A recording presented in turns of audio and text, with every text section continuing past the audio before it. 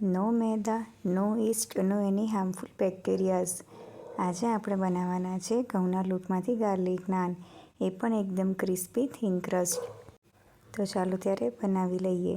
જય શ્રી કૃષ્ણ, જય અંબે બધાને. કેમ છો બધા? અહીંયા આગળ મેં એક કટોરો ભરીને ઘઉંનો ઝીણો લોટ લઈ લીધો છે. તેમાં મેં મીઠું, 1 ચમચી ખાંડ અને પિંચ ઓફ જેટલો બેકિંગ પાવડર લીધેલો છે અને 1 ગ્લાસ જેટલી ઘરની ખાટી બનાવેલી છાશ લીધેલી છે અને તેનાથી મેં લોટ બાંધી દીધેલો છે. જો તમારે થીન ક્રસ્ટ નાન બનાવવી હોય, જેવી અત્યારે હું બનાવું છું, તો તમારે પરાઠા જેટલો કાઠો લોટ બાંધવાનો છે.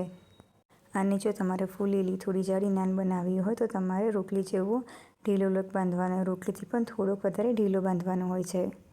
અમારે બધાને જાડી ફ્લફી નાન નથી ભાવતી હોતી, થીન ક્રસ્ટ ક્રિસ્પી ભાવે છે, એટલે અહીંયા આગળ મેં થોડો કાઠો લોટ બાંધ્યો છે. અને ગાર્લિક નાનની પેસ્ટ બનાવવા માટે આપણે તેને મિક્સરમાં ક્રશ નથી કરવાની. જો તમે તેને મિક્સરમાં ક્રશ કરશો તો તેનું પાણી છૂટશે અને નાન આપણી ઢીલી પોચી થઈ જશે. તેને મેં ખાંડી લીધું છે અને જો તમારી જોડે કલોંજી હોય તો તેમાં તમે કલોંજી પણ એડ કરજો. અહીં આગળ મેં લસણ અને કોથમીરમાં મીઠું નાખીને ખાંડી લીધું હતું. ત્યારબાદ તેને નાન ઉપર લગાવીને સરસ એવી નાન આપણી શેકી લીધી છે. તમને હું તોડીને પણ બતાવું કે કેટલી અંદરથી ફ્લફી અને સરસ એવી crispy thin crust garlic naan બનીને તૈયાર થઈ ગઈ છે. તેને મેં ચીઝ, બટર મસાલા સબ્જી સાથે, ડુંગળી, છાશ સાથે સર્વ કરી છે. મારી આજની આ રેસીપી તમને કેવી લાગી તે કમેન્ટ કરીને જરૂરથી જણાવજો.